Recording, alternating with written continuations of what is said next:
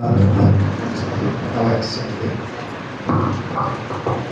ప్రభువు ప్రియ రక్షకుడైన యేసుక్రీస్తు నామములో ఈ రెండో రోజు మూడో కూడిక జరుగుతున్న ఉపవాసం ప్రార్థన కొడుకు మన దేవుడు అంటే భక్తితో విశ్వాసంతోనూ ప్రేమతోనూ ఆశతో చేరవలసిన మీ అందరికీ నా పరిచయం మొదలండి.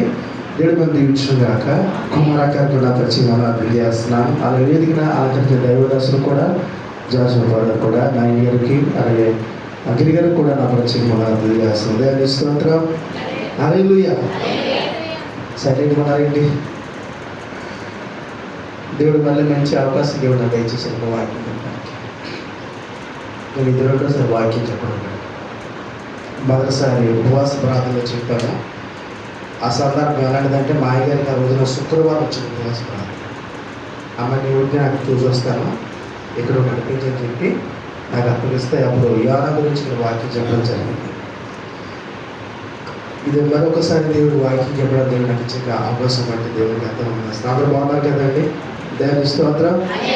మీలో కొంతమంది నేను తెలుసు, కొంతమంది తెలియదు. ఎందుకంటే చాలా కొత్త వాళ్ళు కూడా రావడం జరిగింది. నా పేరు దేవుడు రాజు, ఏమంటే నాకు ఒక భార్య, 2 పిల్లలు, అంటే 10 మంది ఉంటారు కదా. నా భార్య చాలా మంచిది, నా పిల్లలు చాలా మంచి, నాకు 2 పిల్లలు. మా భార్య ఏముందంటే అండి, ఏమంటే మీరు పాస్టర్గా సంఘానికి వెళ్తున్నారు, మీరేం చేస్తారు, కుమారక్కని బాధ పెట్టి పనులు ఏం చేయొద్దు, మా పాస్టర్ గారు మీరు కూర్చోండి, అలాగా వాడు వాక్యం చెప్పడం ప్రార్థన చేయండి, అలా సంఘాన్ని బాధ పెట్టి మాటలు కానీ మరి కుమారక్కని బాధ పెట్టి మాటలు కానీ ఈ పనులు చేయొద్దు అని చెప్పి నా భార్య మంచి సలహా ఇస్తూ ఉంటున్నాను. దాని స్తోత్రం. హల్లెలూయా. తొలుగు సంఘంలో దెయ్యం పట్టడానికి తిరుగుతున్నారని చెప్పేసి అన్నమాట. ఆ మాటకి నాకు ఎందుకంటే క్లాస్ మాట, ఎందుకన్నారండి అలాగా అని చెప్పి. ఏం లేదు, దేవుడు పరిశుద్ధాత్మ ద్వారా మీరు అలా తిరగొద్దా దేవవాక్యం ద్వారా మాట్లాడాను, పాస్టర్ భరోసా బాధపడతాను అని చెప్పి చెప్తాను. కనుక ఏదేమైనా కూడా ఈ సమయంలో నా కోసం కొన్ని విషయాలను మీకు తెలియపరిచి వాక్యంలోకి వెళ్తున్నాను. ఇలాంటి ఉపవాస ప్రార్థన జరుగుతుంది అనుకోండి. మా సంఘంలో మా అయ్యగారు ఏం చేసేవారంటే, మీరు ఒకరోజు ఉండండి, 2 రోజులు ఉండండి ఉపవాసం అని చెప్పేవారు. తర్వాత ఈ విషయం చెప్పేవారంటే మా అయ్యగారు, మీరు ఎవరైనా ఉపవాసం లేకపోతే మంచి మనసుతో మీరు ప్రార్థన చేసుకోమని చెప్పారు. 3వ విషయం ఏం చెప్పారు, మా సంఘంలో మీకు ఏదైనా ప్రార్థన అవసరం ఉంటే ఒక చీటీ మీద రాసి పట్టుకొస్తారంటే మీకు నేను ప్రార్థన చేస్తానని చెప్పేసి చెప్పడం జరిగింది. తర్వాత మా సంఘంలో ఇలా ఉపవాస ప్రార్థన జరిగితే వచ్చే సేవకులకి భోజనం ఏర్పాటు చేయాలని, టీ ఏర్పాటు చేయాలని కూడా చెప్పేవారు. అలా ఏర్పాటు చేసి సంఘాన్ని పట్టుకొచ్చుకున్నాను. అలాంటి కొన్ని మంచి మంచి పాత్రలు నేర్పారు. తర్వాత ఉపవాస ప్రార్థన రోజున ఎవరైనా బాప్తిసం పొందే ఆకారికి కూడా బాప్తిసం పొందమని కూడా తెలియపరిచేవారు మా అయ్యగారు. తర్వాత విషయం ఏంటంటే ఉపవాస ప్రార్థన అయితే ఆఖరి రోజున భోజనం ఏర్పాటు చేసుకోవడం విషయం కూడా మా అయ్యగారు జరిగింది. తర్వాత విషయం ఏంటంటే కొన్ని విషయాలు ఏంటంటే, మా అయ్యగారికి నేనంటే చాలా ఇష్టం, కుమారక్క గారు కూడా నేనంటే చాలా ఇష్టం. మా ఆయన తిట్టివారు మాట్లాడి, ఎందుకంటే వాళ్ళు తిడతారు దేవుడి మీద అని చెప్పేసి నన్ను వెనకేసి మాట్లాడేవారు మాట్లాడు. మా అయ్యగారి దగ్గర సివిలేసేవాడినండి నా కాఫీ. ఒకసారి మాకు కాఫీ చెల్లిపోవడం అనుకోండి, నాకు ఫోన్ చేసేవాడు మాట. ఫోన్ చేసి, సుబ్బారావు చౌదరి గారు ఏం చేస్తున్నారు, నువ్వేసి ముందండి పక్క నుంచి నువ్వేసి, సుబ్బారావు చౌదరి గారు ఏం చేస్తున్నారో, మరి రెడ్డి గారు ఏం చేస్తున్నారు, కాఫీ వచ్చినట్టు మా రెడ్డి గారికి అట్లా ఏం లేదు మరి చెప్పడం మా ఆయన చెప్పారు. అలాంటి అనుకున్నాను మా అయ్యగారు నాకు. అది ఇప్పుడు కూడా రావిగా చెప్తుండేది, నేను ఇప్పుడు కూడా ఉండాలి. ఒక్కోసారి నాకు వచ్చేవాడు అనుకోండి, కూర్చుని నేను మా ఆయన ఏంటంటే నాకు ఏ ఇచ్చిన ఇవ్వకపోయినా అలా ఏ మీటింగ్ జరిగినా వచ్చి నేను అలా కూర్చోవాలి అంతే. పాస్టర్ గారు అలాంటి ఇష్టం అనమాట. అటు రీతిగా పాస్టర్ గారు ప్రేమించేవారు. తర్వాత ఏదైనా చేయాలన్నా ఏదైనా మాట తీసుకునేవారు. ఒకసారి ఆలోచించాము, దేవుడు ఇలా చేస్తే బాగుంటుందా అని కొన్ని సలహా కూడా ఇస్తూ ఉండేవారు, చెప్తూ ఉండేవారు మా అయ్యగారు. కనుక ఈరోజు నా మా అయ్య మన అందరూ బలపరిచారు. మా పిల్లలంటే చాలా ఇష్టం అండి. ఏమండి మా పిల్లలు కానీ మా చెల్లి గారు అబ్బాయి అలాంటి చాలా ఇష్టం. పిల్లలకు అప్పగించడం అన్నమాట. పాస్టర్ గారు ప్రభు నన్ను నిద్రించిన తర్వాత మా పొట్టోడు అంటాడండి, అది చెల్లెల అబ్బాయి రాజేష్, నా జీతానికి పప్పలు చేస్తాడన్నమాట. అదే నా పప్పలదు ఏమొద్దు, నా జీతాలు కావాలంటే ఆ మా పప్పు వస్తుందన్నమాట. మా అబ్బాయి కూడా ఏం చేస్తూ ఉంటాడంటే, ఈరోజు కూడా మా మా మామయ్య కోసం ప్రార్థన చేస్తున్నాం, కుటుంబ ప్రార్థన చేసుకుంటున్నాం. నాయన జయదాత మీ దగ్గరికి వచ్చారు, జయదాత మీ దగ్గరికి వచ్చారు. ఎంత బిడాలంటే మామూలుగా కదండి.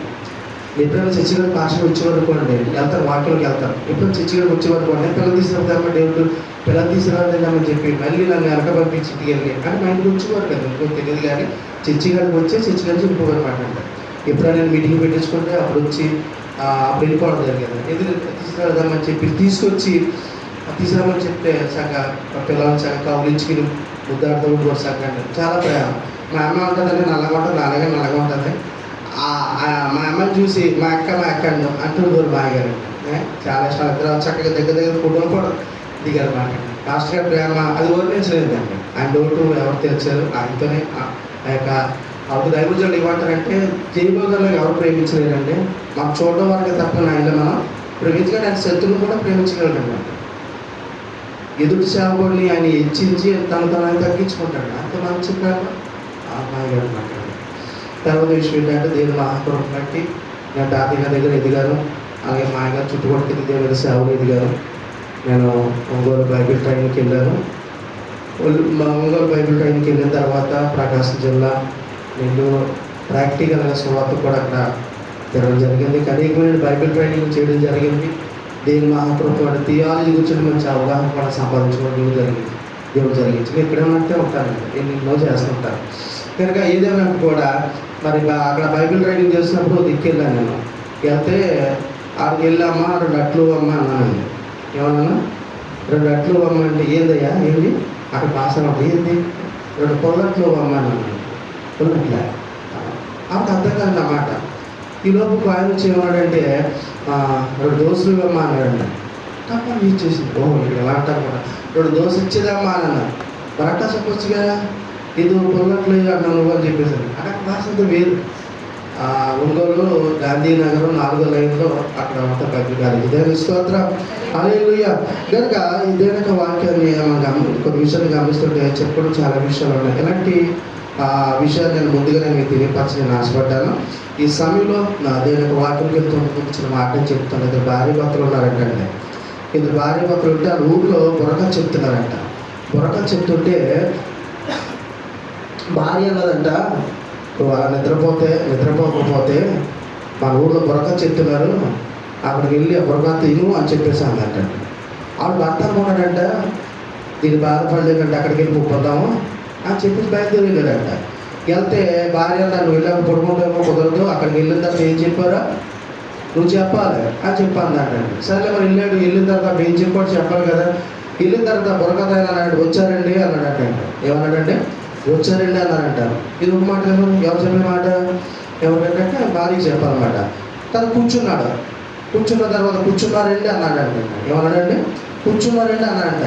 ఒకడు వచ్చారండి, ఒకడు కూర్చున్నారండి అని చెప్పానంట. ఆ తర్వాత నిద్రపోయాడు. ఈలోపు మెరుగు వచ్చింది, బుర్రకథ అయిపోయింది, ఎక్కడో నాకు వెళ్ళిపోతున్నారండి అన్నాడంట. ఎవరు బుర్రకథ చెప్పేటటువంటి వచ్చారండి, కూర్చున్నారండి, వెళ్ళిపోరండి. ఆ రాత్రి వెళ్ళాడు, పడుకున్న తర్వాత ఆ రాత్రి దొంగలు తన ఇంటికి దొంగతనానికి వచ్చారండి. అయితే ఇతని కలవాళ్ళు పలుకుతూ ఎవరైనా వచ్చారండి అన్నాడంట. అంటే ఎవరు వచ్చారు, ఒడి ఎవడ మనం చూసాడరా, కూర్చున్నారా అనుకున్నారంట.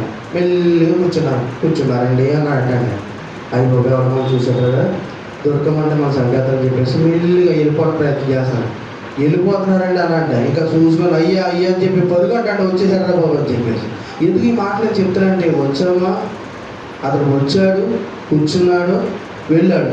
ఆ వచ్చాము కూర్చున్నాం వెళ్ళడం ద్వారా ఆ 3 మాటల ద్వారా తను ఇంటిని ఏం చేసుకున్నాడండి, అతను కాపాడుకున్నాడు. కనుక ఈ రోజున దేవునికి వచ్చామండి, కూర్చున్నామండి అని వెళ్ళిపోక వస్తున్న మన దేనికి వాక్యం ద్వారా మేలు పొందుకునే వారు ఉండాలని మరి ప్రభుపేట మనం చేస్తున్నాం. వాక్యానికి వెళ్ళిన ప్రార్థన ప్రేమగల పరిశుద్ధాన్ని స్తోత్రాలు. ప్రార్థించిన రీతిగా కార్యక్రమం ద్వారా మీరు నడిపించిన విధానాన్ని స్తోత్రాలు. పక్షుల పక్క దాసులు అనుకున్న యోగ్యులు ప్రత్యేక బలపరచండి. పరిశుద్ధాత్మ దేవుడు మీరే మాట్లాడి మహిమ పొందమని యేసు పరిశుద్ధ నామమున పరమ తండ్రి ఆమేన్. దయచేసి మీ బైబిల్ కనుక తెరిచినట్లయితే లోకాసు సువార్త 4వ అధ్యాయము. యెహోవా నా బలమా యథార్థమైనది నీ మార్గం, పరిపూర్ణమైనది నీ మార్గం.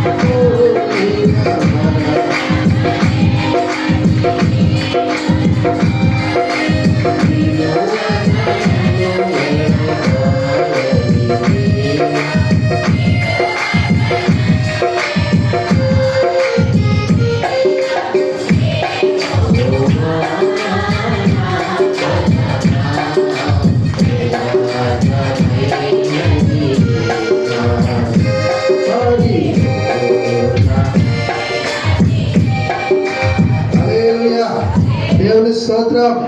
హల్లెలూయా, హల్లెలూయా, హల్లెలూయా. ఎన్నిసార్లు ఎందుకు చెప్పాను తెలుసా? మీరు చేతులు పైకి ఎత్తుతున్నారు. దేవుని స్తోత్రం. నువ్వు అన్నీ బాగా చెప్పి చప్పట్లు వాష్పూలో పుట్టించుకొని తీసుకురావడానికి అప్పుడు కానీ మనం అయినా దేవుని స్తోత్రం. హల్లెలూయా. కనుక లోక సువార్త 4:1-4 యేసు పరిశుద్ధాత్మ పూర్ణుడై యార్దాను నది నుండి తిరిగి వచ్చి 40 దినములు ఆత్మ చేత అరణ్యంలో నడిపింపబడి అపవాది చేత శోధింపబడుచుండెను. ఆ దినములలో ఆయన ఏమీ తినలేదు. ఆయన అయి తీరిన తర్వాత ఆకలగొనగా అపవాది, నీవు దేవుని కుమారుడు అయితే రొట్టెగనట్లు ఈ రాతితో చెప్పమని ఆయనతో చెప్పాను. చాలండి. దేవుని స్తోత్రం. ఇక్కడ దేవుని యొక్క వాక్యం మనం చూస్తే ఇక్కడ చాలా విషయాలు ఉన్నాయి. నేను ఒకటి మెల్లగా చెప్పుకుంటూ వెళ్ళిపోతాను. మొదటి విషయం మనం చూస్తుంటే అక్కడ రాయబడుతూ మనకు తెలుసు, ప్రభువు యేసుక్రీస్తు వారు బాప్తిసం పొందిన తర్వాత 40 దినాలు ఏం చేశారంటే ఆయన ఉపవాసం ఉన్నారు. తర్వాత సాతానుతో శోధించబడ్డం అనేది మనం చూడగలుగుతున్నాం. ఇక్కడ కొన్ని పాయింట్లు ఉన్నాయి. మొదటి పాయింట్ అంటే యేసు పరిశుద్ధాత్మ పూర్ణుడై అని మాట మనకు కనపడుతుంది. ఏమాట అంటే యేసు పరిశుద్ధాత్మ పూర్ణుడై. పూర్ణుడు అంటే అర్థం ఏంటి? దేవుని స్తోత్రం. బాగా చెప్పారు. దేవుని స్తోత్రం. ఈ మాట ఎక్కడ రాయబడ్డది? నింపబడ్డదని. ఏమండి, నేను ఏదైనా ఒక విషయం పరిశోధన చేశాను అనుకోండి, నాకు ఆ బైబిల్కి చక్కగా సింకే కావాల్సిన మాట కావాలి. ఎన్ఎల్టీ బైబిల్, ఇంగ్లీష్ బైబిల్ ఉంటాయి నా దగ్గర.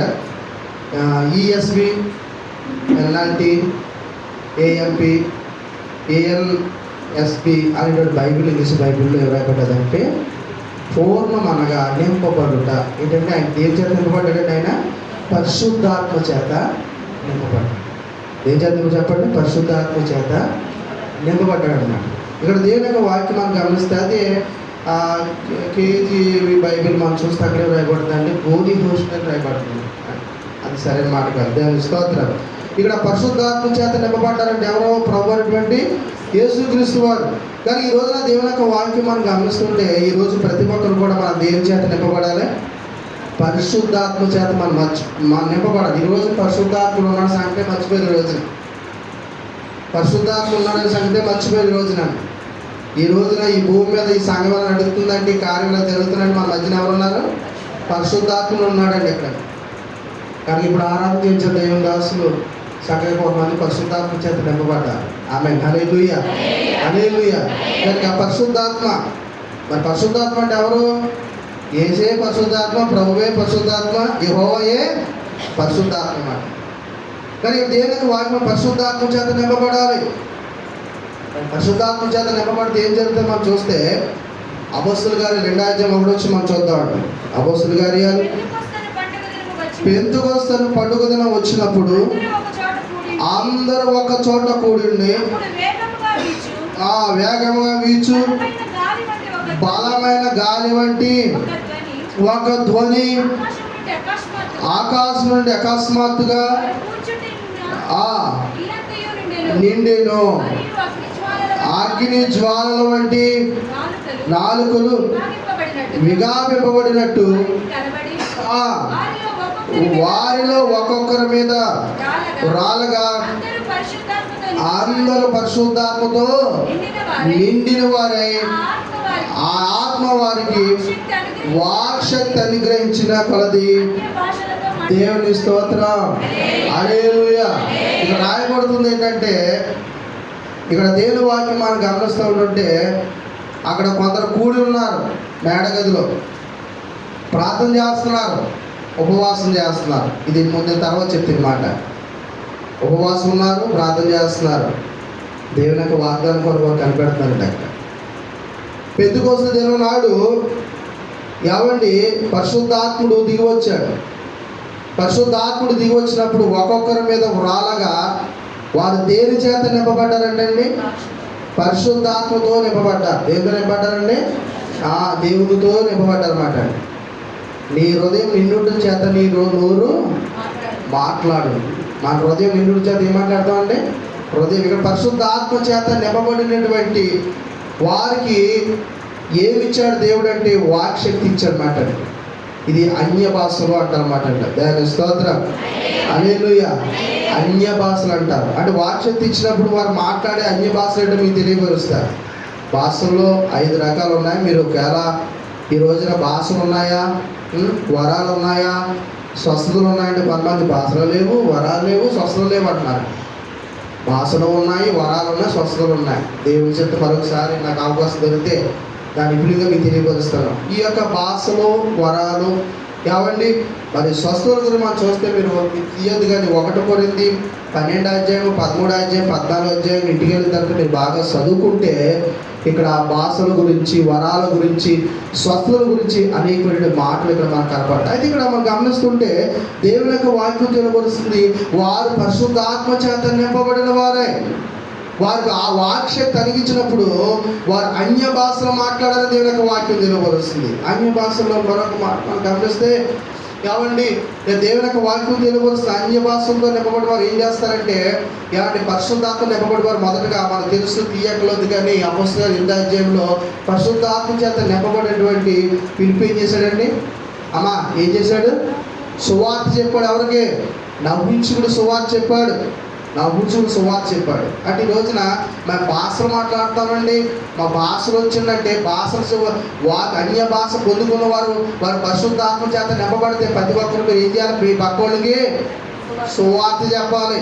3 రోజులు ఉపవాస ప్రార్థనలు జరుగుతున్నాయని ఏమంటే ఇంకా రకరకాలుగా మీరు ఏం చేయాలి? దేవుడు మీ పట్ల చేసిన మీరు బట్టి యేసుక్రీస్తు గురించి మీ పక్కన ఏం చెప్పాలంటే సువార్త మీరు చెప్పాలి. ఏమండి మీకు నమ్మితే నమ్మరో ఏమంటే ఆత్మచేత నింపబడిన వారు ప్రేరేపించబడతారు. ఆత్మచేత నింపబడిన వారు ప్రేరేపించబడతారు. ఆ నింపబడిన వారు ప్రేరేపించబడినప్పుడు వాళ్ళు ఎవరైనా సువార్త చెప్పడానికి ముందుకెళ్తారు. 2 విషయాలన్నీ తెలియపరుస్తా. మా ఇంట్లో పోస్ట్ ఆఫీస్ ఉందంటే ఆయన కొంచెం పోస్ట్ ఆఫీస్ ఆయన కొంచెం తెలుసు, ఎందుకో తెలియదు కానీ పరిశుద్ధాత్మ నన్ను నొప్పి నాతో మాట్లాడుతున్న ఏదో కరపత్రి అయిపోయారు. ఓ కరపత్రి వివని చెప్పి అంటాడు. అంటే ఆయన అన్యస్తుడు, అంజుడు, బాగా సిగరెట్ కాల్స్తూ ఉంటాడు. మరి అది తీసుకోవడం భయం మనకు ఉంటుంది.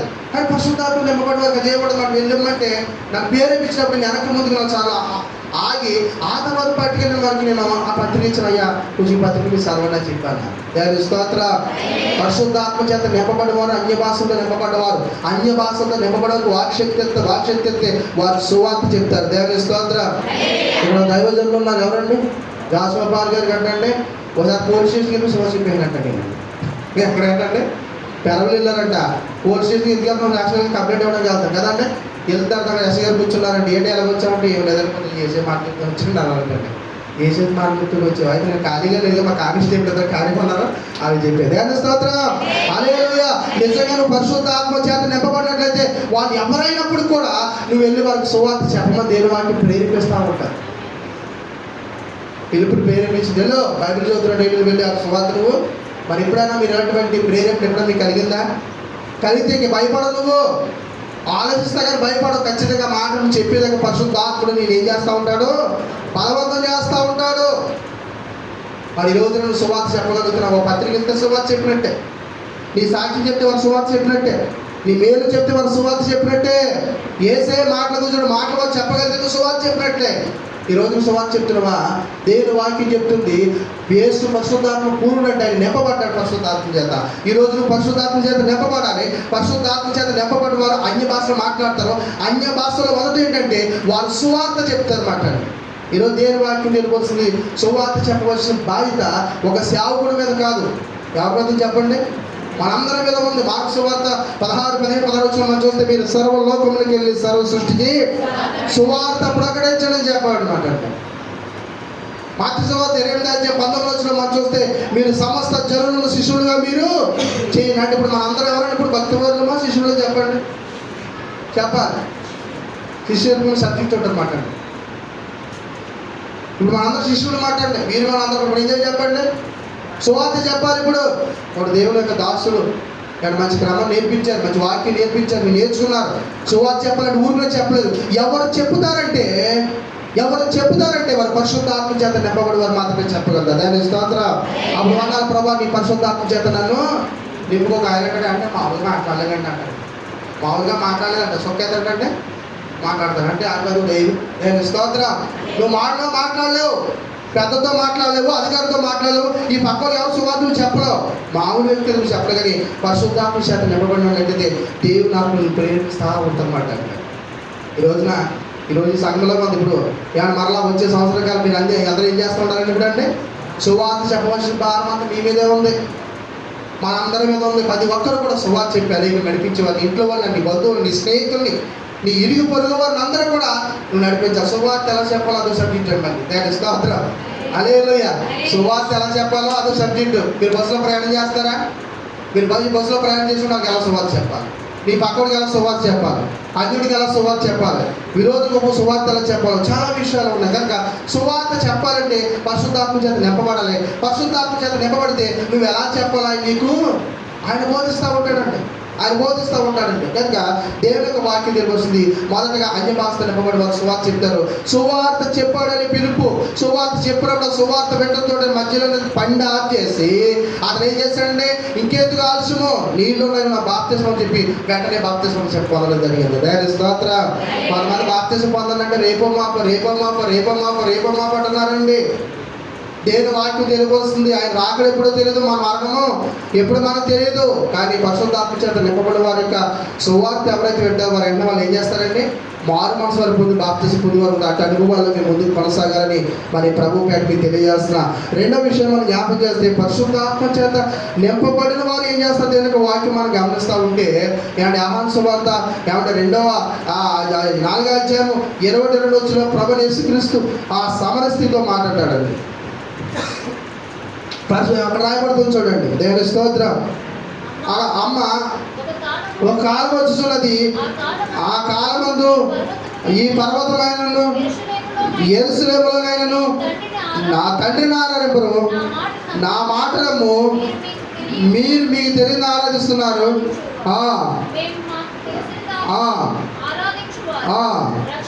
రక్షణ తర్వాత కిందకు వస్తే ఆయన ఆరాధించేవారు ఆత్మతోనూ సత్యముతోనూ తండ్రిని ఆరాధించాలి. దాని స్తోత్రం. అంటే ఎవరైతే అన్య భాషతో నింపబడతారో, పరిశుద్ధాత్మలో నింపబడతారో, ఆ నింపబడిన వారు నిజంగా ఆరాధన చేస్తారండి. ఏం చేస్తారు చెప్పండి?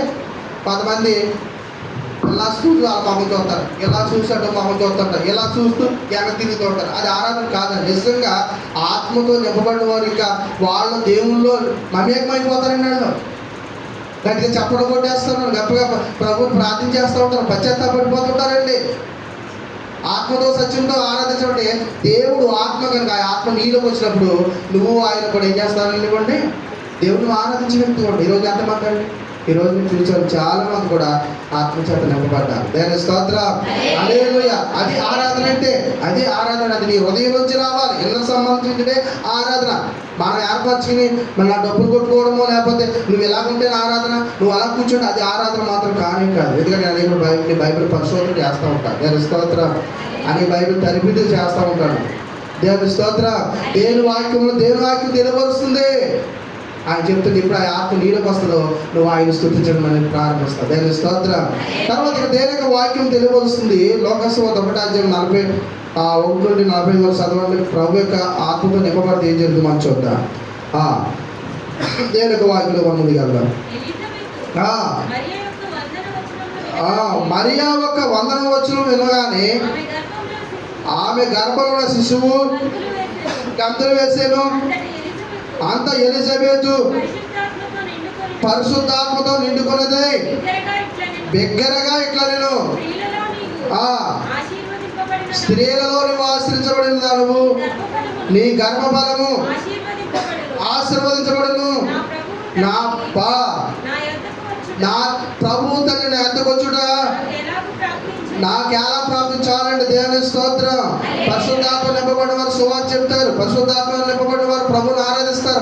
పరిశుద్ధాత్మ చేత అన్య భాష పరిశుద్ధాత్మ చేత నింపబడిన వారు ఏం చేస్తారంటే ఎదుటి వాళ్ళని అక్కడ రాయబడిన పరిశుద్ధాత్మ చేత నింపబడిన ఆవిడ ఎలిజబెత్ ఏముంటుందంటే అక్కడ దేవుని యొక్క వాక్యం మనం గమనిస్తుంటే ఆవిడ ఆశీర్వాదిస్తూ ఉంటుందండి. ఏమంటుందంటే నా ప్రభు యొక్క తల్లి చదువు ఏమన్నా అందక్కడ వచ్చుట నాకు ఎలా ప్రాప్తించను, ఈ శుభవచనము శిశువు గంతులు వేసాను చింతించిన కనుక ధన్యురాల నేను. చాలా దేని వాక్యం చెప్తున్నావు, స్త్రీలను నువ్వు ఆశీర్వదించడం అది దీవించమంటే అవస్థ తెలిసి మా నోటంటే రాదు. చాలాసార్లు దైవజనులు ఇక్కడ ఉన్నప్పుడు ఆరాధన చేసినప్పుడు వారు దేవుడు దీవించును కాక, దేవుడు సంస్థలు పైకి తీసుకొచ్చును కాక అని చెప్పి ఆరాధన చేస్తున్నప్పుడు వాక్యం చెప్తున్నప్పుడు వాళ్ళు చెప్తున్న మాట అది వాళ్ళ సొంత మాట మాత్రము కాదు, ఆత్మ చేత నింపబడిన వారే చెప్తుంటారు. ఆత్మ చేత నింపబడిన వారు చెప్పినప్పుడు నువ్వు దానికి ఆ మాటకి ఏం చెప్పాలి, నువ్వు ఆమేన్ అని చెప్పాలండి. దాని స్తోత్రం ఏం చెప్పాలి చెప్పండి, ఆమేన్ అండి. కొంతమందికి ఈ విషయం తెలియదు. వాళ్ళు దీవిస్తున్న రాత్రి కూడా దేవునికి సేవించక వాక్యం చెప్తూ ఆశీర్వాదం వచ్చిన పలకరండి ఆయన. ఆ పలికినప్పుడు నువ్వు దానికి ఆమెను చెప్తే అది నీకు అప్పుడే అవుతుంది మాట. ఎందుకంటే పరిశుద్ధాత్మ మాట్లాడుతాడండి ఈరోజు. ఒక ఆరాధనలో దేవుని వాక్యం చెప్తుంది, ఎవరు నేను దీవిస్తా ప్రారంభిస్తాను అనమాట.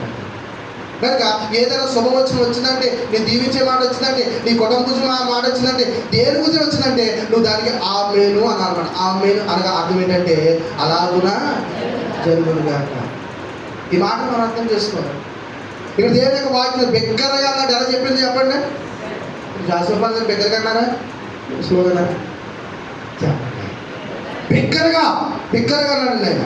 అంటే బిగ్గరగా ఎవరంటారా, ఏ దిరబాబాకి ఎక్కడెక్కడా మాట చెప్తే పడదు కదా, అది మామూలు వచ్చే కేక స్తోత్రం. అది పరిశుద్ధాత్మ చేత నింపబడి వచ్చి బిగ్గరగా ఎక్కమంటాడు. దాని స్తోత్రం. బిగ్గరగా ఆ మాట అంటున్నప్పుడు హృదయాలు కదిలించబడతాయి. బిగ్గరగా మాట అన్నప్పుడు వాళ్ళు తట్టబడతారు. వారు మార్పు చెందేవారు ఉంటారు. వారు దీవించేవారు, వారు కదిలించబడి వారుగా ఉంటారు. గట్టిగా అటువంటి పరిశుద్ధాత్మ చేత నింపబడి వారు దీవిస్తూ ఉంటారు. పరిశుద్ధాత్మ చేత నింపబడి వారు బిగ్గరగా వారి మాటలో చెప్తూ ఉంటారు. మేము అరవాలంటే అరవలేమండి, మేము అరవాలంటే అరవలేదు. కానీ అది అర్పించేవాడు ఎవరండి, దీవించేవాడు ఎవరండి, దేవుడు. కానీ దేని వాక్యం తెలియవచ్చు. నువ్వు కూడా పరిశుద్ధాత్మ చేత నింపబడాలి. నువ్వు కూడా ఏం చేయాలి చెప్పండి, నువ్వు కూడా పరిశుద్ధాత్మ చేత నింపబడి నీ పక్క వాళ్ళు నువ్వు ఏం చేశారు, ఎలా ఉండాలి. ఇప్పుడు నువ్వు ఆశీర్వాదించాలి. ఆశీర్వదించాలి. ఎప్పుడైనా మీరు కొంతమంది ప్రాక్టీస్ ఏం చేస్తారంటే ఇక్కడ నా చేపట్టు మీరు చేపట్టుకుంటే చాలా ఇబ్బంది పడిపోతుంటారు. నా పక్కన మొన్న సునీల్ గారు కూర్చున్నారు. జాస్వా పాలన ఏం చెప్పారు, మీరు నన్ను ప్రేమిస్తున్నారు ఇలాంటి అవుతారు చేపట్టుకున్నాడు. చాలా ప్రేమిస్తాను మిమ్మల్ని అంటే అన్నారు. దేని స్తోత్రం.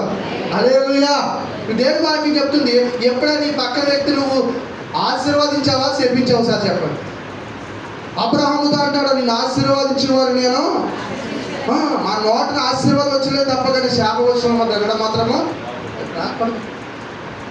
నీ కాలు ఇరిపోయినా, నీ చెయ్యి ఇరిపోయినా, ఏమన్నా రకరకాలుగా 10 కోళ్ళు అంకలు పెట్టి, కుక్కళ్ళు అంకలు పెట్టి, ఇది మొక్కలా ఉందో దాని మొక్కలు, ఇది ఎలా ఉంది, ఇది దేశాలుగా ఉంది అని చెప్పేసి రకరకాలుగా వాళ్ళు తిడతా ఉంటుంటారు.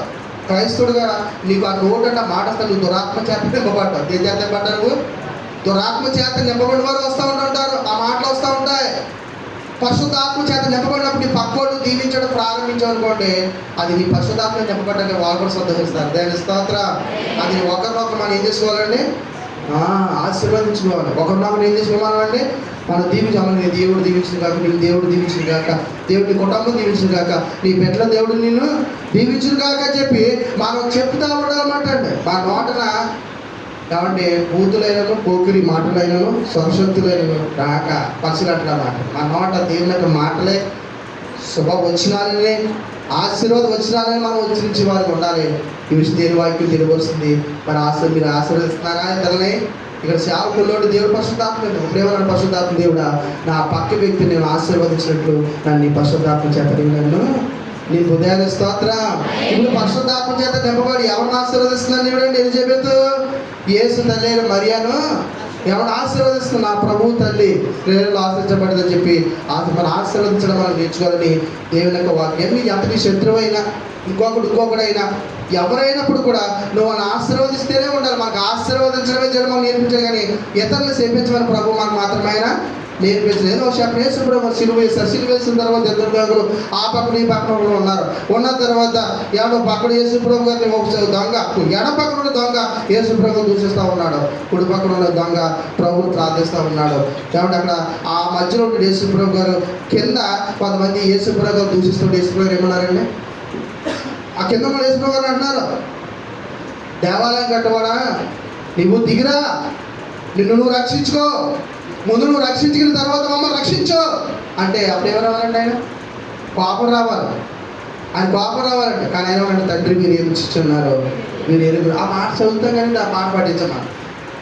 తండ్రి మీరు ఏం చేస్తున్నారు, మీరు ఎరుగని చెప్పేసి వారి దేవుడు అక్కడ క్షమించారు. అనేక పర్యాలు యేసుప్రభు గారు అనేక మంది క్షమించారు కనుక మనను కూడా క్షమించమని మనసును దేవుడు కలిగిన ప్రభు చెప్పాడు. దేవుని స్తోత్రం, హల్లెలూయా. కానీ ఇక్కడ పరిశుద్ధాత్మ చేత నింపబడితే బిగ్గరగా చెప్తారు. పరిశుద్ధాత్మ చేత నింపబడితే వారిని మీ పక్కన వారిని ఆశీర్వదిస్తారు. ఈరోజు మనం మన పక్కన ఆశీర్వదించే రీతిగా మనం మాట్లాడాలి. ఆశీర్వదించే రీతిగా వాళ్ళు ప్రార్థన చేసేవారు ఉండాలి. ఒకరికొరకు ఒకరు ఏం చేసుకోవాలంటే మరి చేయాలి. మీరు ఏం చేయాలి? ప్రభావ ఈ 3 రోజులు ప్రార్థనకు వస్తున్నారు, నీ వాక్యాలు వింటున్నారు, నాయన ప్రభావ నీ బిడ్డలు మీరు ఆశీర్వదించండి అని చెప్పేసి మనం ఏం చేయాలి? వారి కొరకు ప్రార్థన మనము చేయాలి. దీన్ని ఏమంటారు? విజ్ఞాపన ప్రార్థన అంటారు. ఏ ప్రార్థన లేదండి? విజ్ఞాపన ప్రార్థన అంటారు. అందరిని ఆశీర్వదించే ప్రార్థన మనం చేయాలి. దేవుని వాక్యం రాజుల కొరకు, అధికారుల కొరకు, అందరి కొరకు మనం ఆశీర్వదించే రీతిగానే మనం ప్రార్థన చేయాలని దేవునికి వాక్యం. అలా ఎవరు ప్రార్థన చేస్తారంటే పరిశుద్ధాత్మ చేత నింపబడేవారు. ఎవరైతే పరిశుద్ధాత్మ చేత నింపబడలేదో వారి ప్రభు నీ ఆత్మ చేత నేను నింపబడిన వారుగా ఉండి నేను ఆశీర్వదించే వ్యక్తిగా, నేను ప్రార్థన చేసే వ్యక్తి ఉండడం సహాయం తెచ్చని ప్రభును కోరేవారు కూడా ప్రభు పేరు తెలియజేస్తున్నా. తర్వాత మాట మనం చూస్తే దేవుని వాక్యం అపోస్తుల గారి 1:12 మనం చూద్దాం. అపోస్తుల కార్యాలు 1:12 మనం చూద్దాం. అప్పుడు వారు ఏమండి వెళ్ళిరి దేవశ్రాంతి దినమున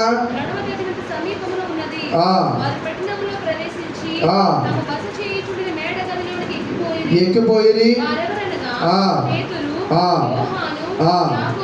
యాకోబు, ఫిలిప్పు, తోమ,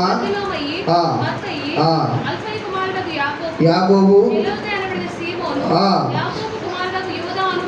వారు వీరందరూ స్త్రీలను మరియు ఆయన సహోదరులను ఏక మనసు ఎడదగా ప్రార్థన చేయించుండి. దేవుని స్తోత్రం, హల్లెలూయా. ఇక్కడ దేని వాక్యం చెప్తుంది ఏంటంటే పరిశుద్ధాత్మ చేత నింపబడి వారు ఏం చేస్తారండి?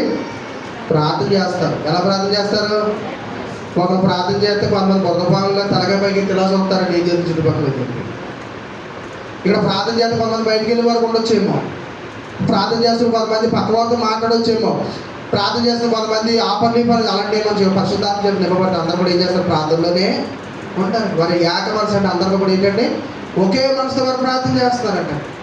దేవుని వాక్యం తెలియవరుస్తుంది. మనం ప్రార్థన చేద్దాము అని చెప్పినప్పుడు అందరూ కూడా మన ప్రార్థన ఉన్నారు తప్ప కానీ దిక్కులు ఎత్తికేవారు కూడా చూడండి, అటు ఇటు చూసేవారుగా మాత్రము ఉండకూడదు. అక్కడ సుమారు 120 మంది ఆ మేడగదులు ఏం చేస్తారు వారండి? ప్రార్థన చేస్తారు. ఏ మనసు ప్రార్థన చేస్తారండి? ఏక మనసు ఇచ్చేది ఎవరండి? పరిశుద్ధాత్మ దేవుడు. దేవుని స్తోత్రం. పరిశుద్ధాత్మ దేవుడు యొక్క నింపబడితే మనం ఏక మనసుతో మన ప్రార్థన మనము చేయగలుగుతాం. మరి ఎక్కడ చేశారు ఏక మనసుతో అండి? చేస్తే మంచిది, చేయకపోతే ప్రభు ఇక మీద ఏకమనసుతో నేను ప్రార్థన చేయడానికి నాకు సహాయం చేయండి. అలా సహాయం చేయాలి. నాకు ఏం కావాలి? నీ పరిశుద్ధాత్మ నాకు దయచేయండి ప్రభు. నీ పరిశుద్ధాత్మ చేత నువ్వు ప్రభు నన్ను నింపని చెప్పేసి మన దేవుడు మనం అడిగేవారు కూడా దేని యొక్క వాక్యము వారు తెలియవచ్చు. మరి ప్రభు పేట మీకు తెలియజేస్తున్నాం. మొదటి విషయం, పరిశుద్ధాత్మ చేత నింపబడితే సువార్త చెప్తాము. రెండో విషయము, పరిశుద్ధాత్మ చేత నింపబడితే ఆరాధన మనము చేస్తాము. పరిశుద్ధాత్మ చేత మనం నింపబడితే అక్కడ రాయబడుతుంది ఏమంటే ఇతరులు మనం ఆశీర్వదిస్తాము, ఏమంటే బిగ్గరగా చెప్తాము, అలాగే ప్రభువుని మనం స్తుతిస్తాము. ఇక దేవుని వాక్యం చెప్తుంది పరిశుద్ధాత్మ చేత నింపబడితే మన ప్రార్థన మనం చేయగలుగుతాము. దేవుని యొక్క వాక్యం తిరిగొస్తుంది. దేవుని వాక్యం తిరిగొస్తుంది ఏంటంటే మనలో కార్యం జరిగించేవాడు ఎవరు తెలుసండి? దేవుడు. అందుకని ఎవరి సహాయం మనం కోరుకోవాలండి? దేవుని యొక్క పరిశుద్ధాత్మ సహాయం మనమండి కోరుకోవాలి. మన అంతటా మనం ప్రార్థన చేయలేము, మన అంతటా మనం ఏమంటే ఐక్యతగా మనం ఉండలేము, మన అంతటా మనము దేవుని మనం ఆరాధించలేము. కానీ దేవుని యొక్క ఆత్మ సహాయం అనేది మనకు కావాలి. అందుకనే యొక్క అపోస్తల కార్యాల గ్రంథం పేరు తెలుసండి? పరిశుద్ధాత్మ కార్యాల గ్రంథం పేరు. దాని పేరు ఏం పేరు చెప్పండి? అపోస్తల కార్యాల గ్రంథం పేరు పరిశుద్ధాత్మ కార్యాల గ్రంథం. అంటే అపోస్తల కార్యాలంతా కూడా సువార్త చెప్పడం కానీ, ప్రార్థన చేయడం కానీ, బాప్తిజం పొందడం కానీ మొత్తం అంతా కూడా మీరు చూస్తే అక్కడ మొత్తం అంతా కూడా జరిగించేవాడు పరిశుద్ధాత్మ. కనుక ఈ రోజున పరిశుద్ధాత్మ ఏమంటే కార్యాలు జరిగించేవాడు కనుక ఆ ఆత్మ పొందుకుని మనం దేనికి వాక్యం ఇష్టపట్టి నడిచేవారు కూడా దేనికి వాక్యం తెలియవస్తుందని మరి ప్రభు పేట మీకు తెలియజేస్తున్నాం. తర్వాత మనం చూస్తే లోక సువార్త 1:67 చదవండి. లోక సువార్త నేను ముందుకు వెళ్తాను త్వరగా, చాలా విషయాలు ఉన్నాయండి. జకరియా పరిశుద్ధాత్మ పూర్ణ అంటే ఏం చెప్పండి? నింపబడుట. గుర్తు పెట్టుకోండి, పూర్ణుడు అన్న మాట దగ్గర నింపబడుట రాసుకోండి. ఓకే. ఇట్లు ప్రవచించారు, ప్రభువైన ఇశ్రాయేలు దేవుడు స్తుతింపబడును గాక, ఆయన తన ప్రజలకు దర్శనమిచ్చి వారికి విమోచన. దేవుని స్తోత్రం. ఇక్కడ దేవుని వాక్యం ఏం తెలియవస్తుందంటే పరిశుద్ధాత్మ చేత నింపబడిన వారు ప్రవచనాలు ప్రవచిస్తారండి. ఏం చేస్తారండి? ప్రవచనాలు. అంటే ప్రవచనం అంటే ముందు జరగబోయేటువంటి విషయాలను దేవుడు ఏదైతే కార్యం దేవుడు చేయబోతున్నాడో ఆ కార్యాల గురించి ఏం చేస్తాడంటే ప్రవచిస్తాడండి. ఓ రోజున యేసుప్రభు గారు అబ్రహాం గారు ఇంటికి వెళ్ళారు. మరి ఇంటికి వెళ్ళిన తర్వాత అబ్రహాం గారు ఏం చేశారు? చక్కగా భోజనం పెట్టారు. పెట్టిన తర్వాత యేసుప్రభు గారు అడిగారు, ఏమని? నీ భార్య ఎక్కడని అడిగారు. అప్పుడు అబ్రహాం గారు ఏమన్నారు? ఆమె గుడారంలో ఉందని చెప్పారు.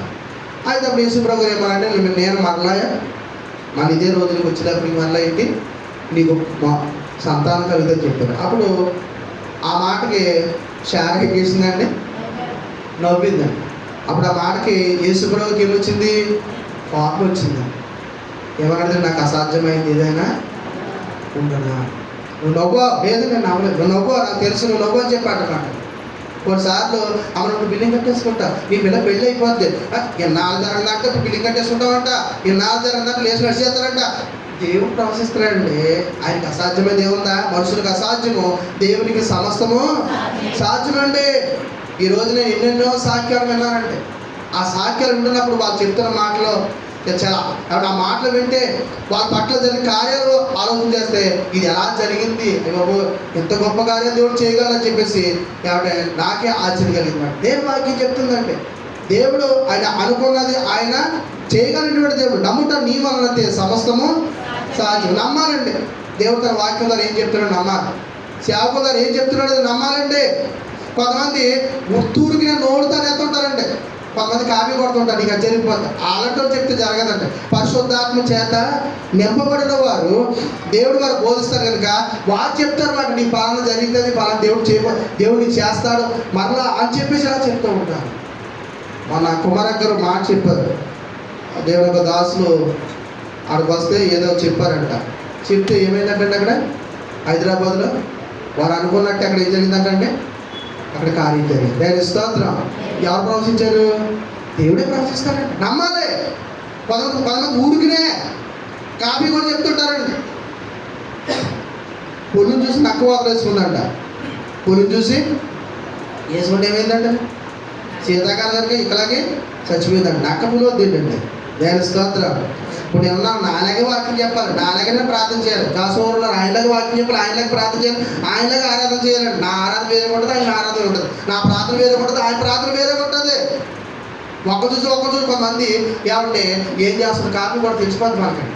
కాపీ కొట్టేసారు. ఆ కాపీ కొట్టు చెప్పు మాట మీ బట్టలు నెరవేరు. పరిశుద్ధాత్మ చేత నింపబడితే వాళ్ళు ప్రవశిస్తే అది 100 దేవుడు అయితే జరిగిస్తాడు. అయితే దేవుని స్తోత్రం. అయితే ఇప్పుడు మీరు చెప్పాలి, ప్రభా నా అవసరత నీకు తెలుసు, నా పరిస్థితి నీకు తెలుసు, నా ఇబ్బంది నీకు తెలుసు, నా కరువు నీకు తెలుసు, నా వ్యాధి నీకు తెలుసు. నీ దాసుల్లో ఉండి నీ ఆత్మచేత నింపబడి మాకు ప్రభా నాయన మాకు ఆశీర్వాదాల గురించి మా పరిస్థితుల గురించి ప్రభా నువ్వు ప్రవచించి ప్రభా అని చెప్పి మనం ప్రార్థన చేసుకోవాలి. అప్పుడు దేవుడు పరిశుద్ధాత్మ చేత నింపబడి ఇదిగో పలానాడు ఎలా ఉంది కనుక నువ్వు ఎలా ప్రవచించు, ఆ బట్టలను ఎలా కార్యం చేయబోతున్నాను, ఈయన బట్టలు ఎలా కార్యం చేయబోతుందని చెప్పి దేవుడు ఎప్పుడైతే మాట్లాడతాడో గొప్ప కార్యాలు చేస్తాడు. దేవుని స్తోత్రం. హల్లెలూయా. దేవుని వాక్యం చెప్తుందండి, దేవుని వాక్యం చెప్తుందండి. అలా మనం ప్రార్థన చేయాలి. మీరు ఈ రోజు వాక్యం వినడానికి వచ్చారు, ప్రార్థన చేసి వచ్చారా? దేవుడు సేవకులుగా ఎప్పుడు వచ్చి దేవుడు రాజే అనుకున్నారా? దేవుని స్తోత్రం. దేవుడు రాజు గారి ఇక్కడ మాట్లాడేది ఒక 4 ప్రసంగాలు అనిపించేసారండి, ఇక్కడ మోసుకొచ్చేసారు చెప్పాలని. అసలు ఇదే తెలుగులో మొదట్లో అయిన నా ప్రసంగం తేగలండి. ఏం మరి టైర్ ముగించేస్తాడు, టైర్ ముగించేస్తాను. అదే ఒక లైన్ తీసుకుని అదే తెలుగు లేదు. 4 ప్రసంగాలు చెప్పాలి, అది సింపుల్గా చెప్పిపోతారు. దేవుని స్తోత్రం. ఇప్పుడు మీరు ఏం చేస్తారు? మీ పరిస్థితులు, మీ ఇబ్బంది, మీ కష్టాలు ఎవరు తెలుసు? ఇప్పుడు దేవుడి సేవకులు వచ్చి ఆయన మన గురించి మనం ప్రవశించాలి. ఆయన మనతో మాట్లాడాలి, మన స్థితిగతులు అయినా మార్చాలి. నిన్ను స్తుతించిన చాలు నా బ్రతుకు దినములో, నిన్ను పొగడిన చాలు నా గుండె గుడిలో. నిన్ను స్తుతించిన చాలు నా బ్రతుకు దినములో, నిన్ను పొగడిన చాలు నా గుండె గుడిలో. నా స్థితిగతులే మారినా, నా స్థితిగతులే మారినా నీ సన్నిధిలో ఆనందించే భాగ్యమున్నది. నీ సన్నిధిలో ఆనందించే భాగ్యమున్నది. స్తుతించిన చాలు నా బ్రతుకులో, పొగడిన చాలు నా గుండె గుడిలో.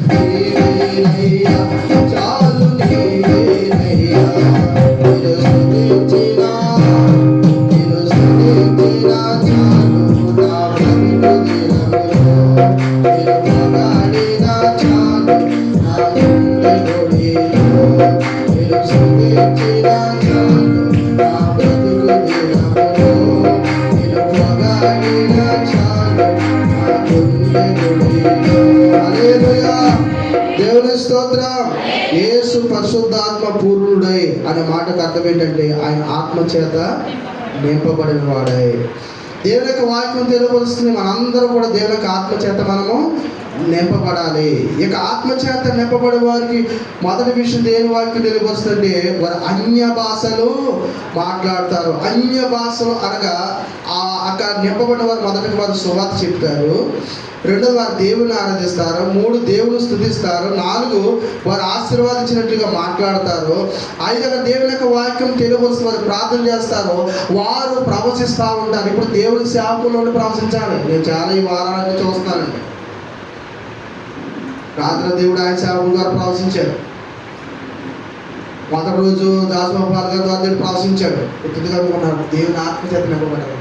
నాకు సాయంత్రం ఇంకా అయిపోతానండి మోజెస్ గారు ఆయన కూడా ప్రార్థిస్తానంట. దాని స్తోత్రం హల్లెలూయా. లాస్ట్ రోజు ఇంకా ఆయన వస్తారు ఆంజ్యోతి గారు, ఆయన కూడా ప్రార్థిస్తారు. అప్పుడు నువ్వు చెప్పాలి, దానికి ఆమెను నువ్వు చెప్పాలి. దాని స్తోత్రం. నువ్వు ఇంటికి ప్రార్థన చేసి రావు, నా పరిస్థితి, నా బిడ్డల పరిస్థితి, నా కుటుంబ పరిస్థితి అన్నీ నీకు తెలుసు కదా. నీ సేవకులను నన్ను దీవులు వచ్చిన నాకు ప్రవశింపు ప్రభా అని చెప్పి నువ్వు ప్రార్థన చేసుకురావాలి. ఇంకా దేని వాక్యం తెలుగు వస్తుంది. అన్య భాషలు కనుక చాలా సంతోషం. అన్య భాషలు అంటే కొంతమంది తెలియదు. అన్య భాషలు దేని వాక్యం తెలుగు వస్తుంది. ఆత్మచేత మనము నింపబడతాం. కానీ వీళ్ళందరూ కూడా ఆత్మచేత నింపబడాలని, దేని వాక్యం చేత మీరు ముందుకు నడాలని ప్రభు పేరు తెలియజేస్తాం. తర్వాత మాటలోకి వెళ్ళిపోద్దాం. తర్వాత మనం అదే చదువుకుని లోకాసు వార్త 4వ అధ్యాయము కింద వచ్చినే ఉంది. 4వ అధ్యాయం మాకు పాయింట్. యార్దాను నుండి తిరిగి వచ్చి, రెండు మాట చెప్పండి. యార్దాను నుండి తిరిగి వచ్చి, యార్దాను అనగా బాప్తిసం. దాని స్తోత్రం. యేసు ప్రభు యార్దాను ఏం చేశారండి? ఆయన ఏం చేశారు? మత్తయి సువార్త 3వ అధ్యాయము 13-14 చదవండి. మత్తయి సువార్త 3వ అధ్యాయం 13-14 మనం చూద్దాం. ఆ సమయమున యోహాను చేత బాప్తిస్మము పొందుటకు యేసు గలిలయలోనికి